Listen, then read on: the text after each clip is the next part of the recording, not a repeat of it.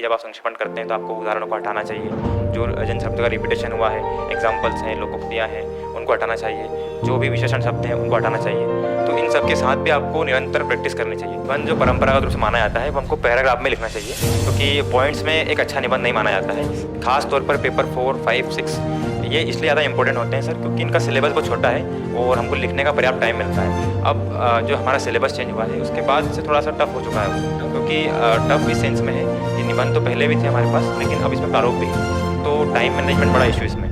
धनगर जी, आपका बहुत बहुत स्वागत है इस प्लेटफॉर्म पर और आपको बहुत बहुत शुभकामनाएं जो कि आपने इतना अच्छा रैंक प्राप्त किया है। मनीष जी, सबसे पहला तो ये प्रश्न है कि पेपर 5 और पेपर 6 जो है वो क्या भूमिका निभाता है आपके सिलेक्शन में? बिल्कुल सर, वैसे तो हमारी मुख्य परीक्षा के सारे ही जो सब्जेक्ट हैं बहुत इंपॉर्टेंट हैं सिलेक्शन के लिए, लेकिन ख़ास तौर पर पेपर 4, 5, 6 ये इसलिए ज़्यादा इंपॉर्टेंट होते हैं सर, क्योंकि इनका सिलेबस बहुत छोटा है और हमको लिखने का पर्याप्त टाइम मिलता है। तो जो भी हमारे पास जितना नॉलेज है, जितना हम कंटेंट पढ़ के आए हैं, सबको दिखाने का मौका हमको इन पेपर में मिलता है। तो और इसमें मार्किंग भी अच्छी होती है, जो अभी हालांकि इसकी मार्कशीट तो आई नहीं है, लेकिन जो पुराने जो क्वेश्चन हमने पेपर देखे थे और जो मार्कशीट देखी थी उसमें लगता है कि पेपर 4, 5 और 6 में जिनके अच्छे नंबर होते हैं वो निश्चित रूप से सिलेक्शन पाते हैं। तो पेपर 5 खास करके, क्योंकि उसमें सर हिंदी है और बहुत छोटा सिलेबस है उसका, और वो कम टाइम में कवर करके अच्छे नंबर मिल सकते हैं उसमें, तो इसका बहुत बड़ा इंपॉर्टेंट है सर। पेपर 5 में दो टॉपिक्स हैं, एक है संक्षेपण और दूसरा है पल्लवन।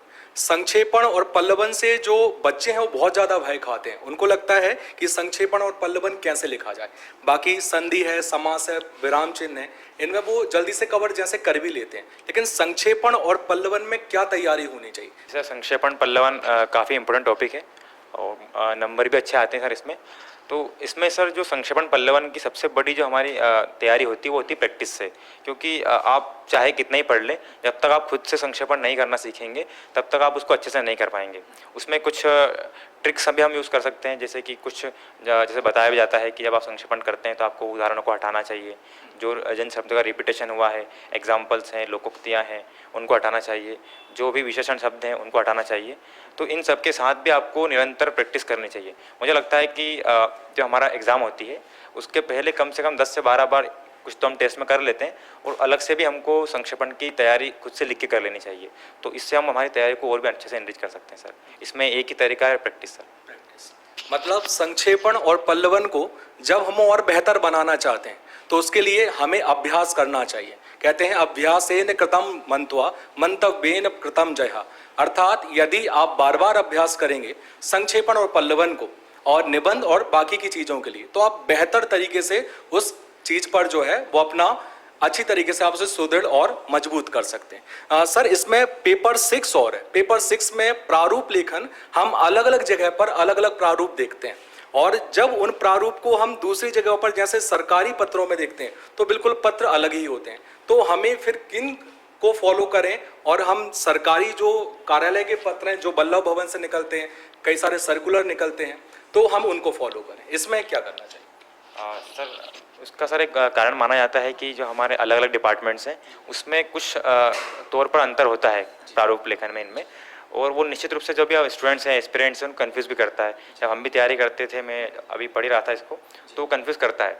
तो उसका एक ही तरीका है कि हम या तो जो हमारे जो विभागों में प्रचलित हैं उनको माने, या फिर जो मार्केट में जो भी स्टैंडर्ड बुक है, क्योंकि मैक्सिमम विद्यार्थी तैयारी उससे करते हैं, और कॉपी चेक करने वाले भी जब देखते हैं कि एक ही पैटर्न पे क्वेश्चन वो जब आ रहा है प्रारूप लेखन, तो उसको सही मान लिया जाता है, जो मुझे लगता है इसमें, क्योंकि अब कॉपी चेक करने वाले के ऊपर डिपेंड करता है कि वो किसको सही मानता है।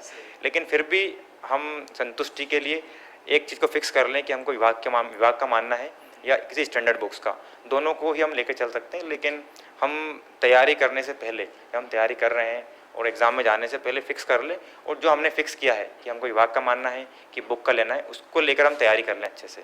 और एक बार हमने फिक्स कर लिया है, जब तक हमारा सिलेक्शन नहीं हो उस पर डटे रहना चाहिए फिर सर। जी, मतलब विभाग का भी यदि कोई सर्कुलर है या नोटिफिकेशन है या फिर डेमी गवर्नमेंट लेटर है, कोई भी लेटर है, यदि वो उसको लिख रहे हैं तो हम उसे मान सकते हैं, वो उस पर जो है वो वहाँ पर मान्य होगा। पेपर 6 में ही एक सबसे खतरनाक चीज़ है और वो है निबंध। निबंध को लेकर इतना ज़्यादा डर है कि निबंध करें तो करें कैसे। अब इसमें एक ट्रेडिशनल भी है और एक करंट से भी रिलेशन से भी आपको इश्यूज पर भी मिल जाता है। तो यहाँ पर ट्रेडिशनल के लिए और इन ऐसे के लिए एक तो ये तो मिथ होता है कि सर पॉइंट में लिखें या हम जो है वो आपका डायरेक्टली सीधा पैराग्राफ में लिख दें। पहला तो यही प्रश्न है कि पैराग्राफ या पॉइंट। सर निबंध जो परंपरागत रूप से माना जाता है वो हमको पैराग्राफ में लिखना चाहिए, क्योंकि पॉइंट्स में एक अच्छा निबंध नहीं माना जाता है। तो निश्चित रूप से जो भी एस्पिरेंट्स हैं उनको पैराग्राफ में ही निबंध लिखना चाहिए, क्योंकि जो निबंध की एक्चुअल जो नेचर है वो पैराग्राफ में ही सामने आ पाती है। तो मुझे लगता है कि आप पैराग्राफ में ही लिखिए। और जैसा कि आपने बताया पेपर 6 अब जो हमारा सिलेबस चेंज हुआ है उसके बाद से थोड़ा सा टफ हो चुका है वो, क्योंकि टफ इस सेंस में है कि निबंध तो पहले भी थे हमारे पास, लेकिन अब इसमें प्रारूप भी है, तो टाइम मैनेजमेंट बड़ा इशू इसमें। तो जब भी आप तैयारी कर रहे हैं पेपर 6 की, तो हम लगातार 2 या 3 टेस्ट लिखें और टेस्ट में हम जो हमारे क्वेश्चन का पैटर्न को चेंज करें कि हम पहले बड़ा निबंध लिखेंगे, फिर प्रारूप लिखेंगे, फिर छोटा निबंध ट्राई करेंगे, या फिर हम सीक्वेंस में करेंगे। इसमें जो भी आपको लगता है कि इसमें टाइम मेरा बच रहा है उसको फिर आप लेकर चले आगे। और ख़ासतौर पर जो बड़ा निबंध है उसकी तैयारी विशेष तौर पर करें, क्योंकि पूरे 2 घंटे में से हमारा 1 घंटे का समय, हाँ, उसमें से 1 घंटा हमारा उसी निबंध को लिखने में जाता है। तो अगर उसमें हम टाइम को मैनेज करना चाहते हैं तो उस निबंध की तैयारी विशेष तौर पे करनी चाहिए। अब तो चूंकि सर उन्होंने 27 टॉपिक दिए भी हैं और उन्हीं में से पूछा जाना लगभग तय है कि उन्हीं में से क्वेश्चन आते हैं परंपरागत रूप से, तो हम 27 टॉपिक बहुत ज़्यादा नहीं है। मार्केट में जो भी आपके पास सोर्स अवेलेबल हो, इंटरनेट है, तो आप उनकी सिनॉप्सिस तैयार कर सकते हैं। और इसके अलावा जब हमारी सिनॉप्सिस तैयार हो जाती है तो या तो हम टेस्ट में लिखें या खुद से भी, अगर हमने एग्जाम से पहले 10 या 12 निबंध लिखे हैं तो आप एग्जाम में बहुत अच्छा निबंध लिख पाएंगे। क्योंकि मुझे ऐसा भी लगता है कि यदि निबंध जो हैं वो आपके पेपर 1, 2, 3 और 4 से ही जुड़े हुए हैं, यदि आप पर्यावरण से रिलेटेड यदि आप पूछ रहे हैं या फिर हम जो है सभ्यता और संस्कृति से रिलेटेड पूछ रहे हैं, तो कहीं ना कहीं वो जुड़े हुए हैं।